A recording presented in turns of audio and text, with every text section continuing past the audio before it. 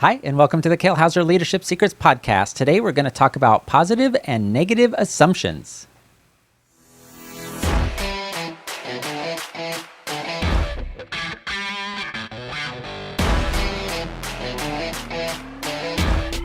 Hello, and welcome to the Kale Houser Leadership Secrets podcast. My name is Kale Houser. Thank you for joining me today.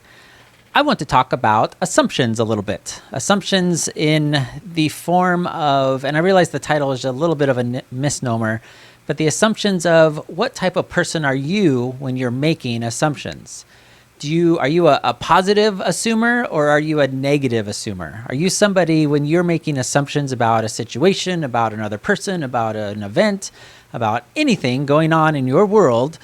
Are you doing it in a positive light or are you doing it in a negative light?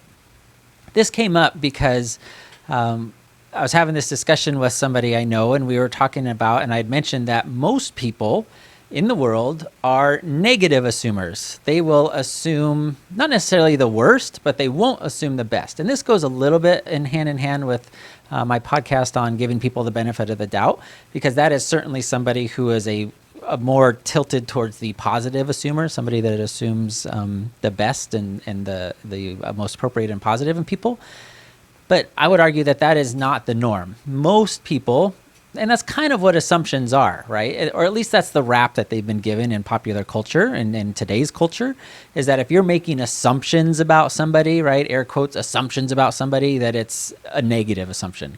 You're assuming that, their motives are not pure, that they're there for the wrong reasons. You're assuming, something about their background that may or may not be true. You're assuming some future aspect of what they're going to do, their actions, all those types of things. We have, and it's commonplace in our culture to assume negative. And at least that's how I think a lot of us, when we hear the word assume, we never go, oh yeah, I assumed, that I was gonna, some wacky thing, right? I assumed that person was gonna let me in to cut in front of them in the carpool lane or something like that, right? No, it's like you never assume those types of positive things. And I don't say never, but that's not the standard and the norm, is to assume the positives. And this came up a lot, or this comes up because we all make assumptions, right? And our assumptions are based off, they're a product of our personality, right? Just our natural disposition of who we are as human beings, right? They're based off of our upbringing, which is a part of our personality, how our parents or whatever environment raised us, whether in school or high school or college or, growing up in the workforce. Those kind of shape the type and methodology you use when you make assumptions. And then certainly, subject to change at any given moment, right? Little asterisk at the bottom is our emotional state. How we make assumptions is absolutely influenced by what kind of feelings we're having about that moment, about that event, about that person, about that situation, as will influence and drastically alter and change the assumptions that we make about it, right? So if you've signed up for, say some big conference that you're going to, and you're maybe not looking forward to it, and you're like, oh man, I've got other things to do, but I need to go do this, and blah blah blah blah blah. And you're making these assumptions based on your attitude about it, right? You're making assumptions because I'm too busy to do this. Not even necessarily about the conference itself or about that event itself, just based off of other things you've got going on. And you walk into that and you're like, yep, it was a horrible conference. I could have done things so much better with my time and focusing on these other things rather than going to this conference. Versus if you walked into it, excited about it, and you're looking forward to, whether it be the presenters or the people you're going to meet there or the location, right? Maybe it's in St. Bart's on a tropical island or something. You make assumptions towards that tilt of like, oh, this conference is going to be awesome. And that will drastically influence your experience there because of the assumptions that you've made. And the point of this conversation, this podcast, is kind of back up that process a little bit to the point of recognizing the type of assumptions that you make and how those are influenced by your surroundings, by your upbringing, by your attitude and / emotional state at any given time. And again, that emotional state piece of it is the little asterisk, because it's very difficult to control. It's very difficult to see ahead of time, but it also is fairly easy to recognize, especially if you're tilting towards the negative aspect of things, and if you've made a conscious decision to not be a negative person and to not constantly put yourself in that negative cycle because you've recognized those patterns and the outcome of that type of thinking. Now, like I said, we all have a base set of assumptions that we make about our environment. We have a base set of assumptions we make about people, like people in general, about age groups, about, whether it be a man or a woman, a boy or a girl, their age, an elderly versus young toddler, right? You may make assumptions about all toddlers based off a really bad experience you had with a toddler in the backseat of the plane you were riding, right? And you've created this assumption that you now apply towards all toddlers that you see out in public, or vice versa. Somebody that's an elderly driver, you've had an experience with that, and you now make assumptions on that. And again, these are typically leaning towards the negative type of assumptions because that's historically what we think of about assumptions. How many times do you think I'm going to say assumptions in this podcast, right? But the nice thing about assumptions and the key about it is they can change. They don't have to stay the same through our entire lifetime. They fundamentally change on the experiences that we have. If we had that negative experience with a toddler behind us in an aircraft, for 7 hours flying across the country and they're screaming and kicking and blah, blah, blah, I think we kind of can all understand that analogy. We can have a change of that assumption with a really good experience that happens on the return flight home, right? You maybe go into it dreading it, but then you realize, oh, this toddler is really good, and the parents handled them, very well. They came prepared with, snacks and books and things for the toddler to do. And we can change that, and that affects going into, those next situations and those similar type of experiences. And that happens over time, as well as we change the environment that we are in.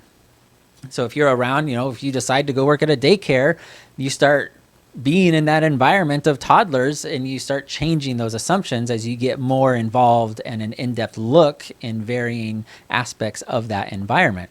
And this happens as well, certainly in business, as you are longer in business and you've had more experience with, different levels of employees, number of employees, backgrounds of employees, you stop.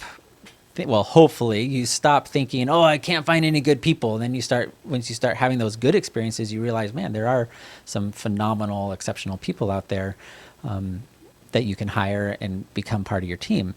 And just as a side note, if you weren't already aware, depending on when you're listening to this, Liz and I are running a Attract, Hire, and Retain Masterclass coming up in West Palm Beach. Make sure you go to kalehouserleadership.com/master to check out the times and locations for that.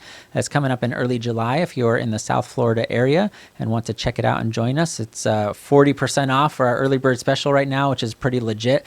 Come spend a couple hours with us in West Palm Beach, and we'll talk about attracting, hiring, and retaining stellar people for your workplace so you can grow your industry and grow your business. Again, that's kalehouserleadership.com/master to check that out. But I wanted to ask you, as we get back to this, are you a positive assumer or a negative assumer? Because rarely are you both. Rarely is the person that flip-flops back and forth.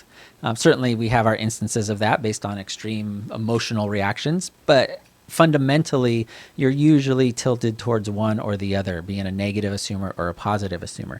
And can you see the drawbacks of being either one of those and each of those?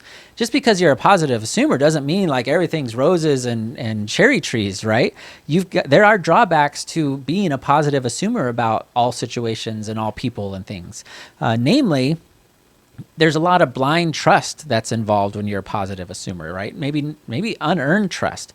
And this is similar, like I said, related to the giving people the benefit of the doubt, but it's slightly different because a positive assumer continues to assume like, oh, yeah, they made a mistake, but I assume they're going to do better next time. Oh, they made a mistake. They didn't do what they said, but I assume they learned their lesson and they're going to do better next time, right? You're on this continual trust, fail, trust, fail, trust, failure, instead of on a benefit of a doubt type of a person. They start with that, but they learn their lessons and then they carry on that way. Being a positive assumer can often lead to getting taken advantage of by people that understand that about you. Like they recognize this in your personality, that you always assume the best and the positive, and they can take advantage of that a little bit, whether it be by those little white lies of why you were late, why they were late to work that day or why they didn't get that project done. That they're going to assume the best in you as the employee, so you take advantage of that. And that's something that you need to be aware of as somebody, if you recognize you are a positive assumer. And then also, more often than not, if you're a positive assumer, there's a lack of explanation going on. You may not be entirely clear in your expectations or how to do something that you need done as the leader in your organization, because you assume that they're there for the same reasons you are. You assume that they're there and they understand and see that, by them doing these things, it's making them successful and there's all these ancillary benefits to it, and that they understand how to do that task. So there's often can be this little bit of a gap between your positive assumption and reality of, that person understanding or knowing or completely taking on that concept of whatever it is, that task that you're having them do. And then on the flip side, if you're a negative assumer, I think we kind of all understand the drawbacks of being a negative assumer, right? So it's a complete lack of distrust in people. You assume the worst. You assume that, they're not going to do it, no matter how many times you tell them. You assume that they're dumb and they're not going to be able to figure it out, which ultimately leads to a little bit of fear. Like, without getting too much into the Jedi pathway of how you become a Sith Lord of, anger and hate and fear and suffering and all those types of things. But being a negative assumer leads you down that path of ultimately you just stop believing people and trusting in people, and it leads to a life of, I don't know if life, it's a little bit extreme, but it leads to an attitude of fear and kind of loathing, to use that term. But it also is an attitude of micromanaging, because you are a negative assumer. You assume they're not going to get it. You assume they're not going to get it done. You assume it's not going to get on time, or it's not going to be of the right quality, the right quantity, all those types of things. So it leads you into that complete micromanaging type of a boss, where you're constantly checking up. You're constantly, and there's a difference between verifying and then actually micromanaging, right? You're actually constantly picking on and tearing apart. So if you find yourself doing that, being a micromanager, this may be something to really self-analyze and look at in yourself of, am I a negative assumer? Are all of my assumptions about the people that work for me, my clients, about my vendors, about myself, are they negative assumptions, and how is that influencing your relationships around you and how you lead your people? So those are a couple things to think about. Are you a positive assumer, or are you a negative assumer? Do you recognize certain areas where you're positive and maybe certain other areas where you're absolutely negative? And what is causing that? Is that an experience that you can go back and point to without going too much psychoanalysis? Although if that's something that you need, absolutely reach out for help and find that therapy that you may need to work through those issues. But usually when we have those types of especially strong negative assumptions, it goes back to some experience that you had, whether in high school or college or a previous work experience, those types of things. And Kale Houser Leadership, my wife and I, we absolutely can help you work through those things. Not on a therapy sense of the word or sense of the outcome, but through your leadership and through your business is how we can help you work through what kind of assumer are you. So again, thank you so much for joining me. Please like, comment, subscribes are always helpful. Help me grow the channel. I'd love to hear your thoughts on this, of ways that this has maybe burned you in the past, of being too much of a positive assumer, or a way that this has protected you in the past of being a little bit on the negative assumer type of a person. That would be awesome to hear. Make sure you check out our social media, Kale Houser, on pretty much all the social medias, Twitter and LinkedIn and Instagram. Likes and follows are always appreciated. I'll be sure to hit you back. And shoot me an email at kale@kalehouserleadership.com if there's anything I can do for you. Again, check out the website, kalehouser.com.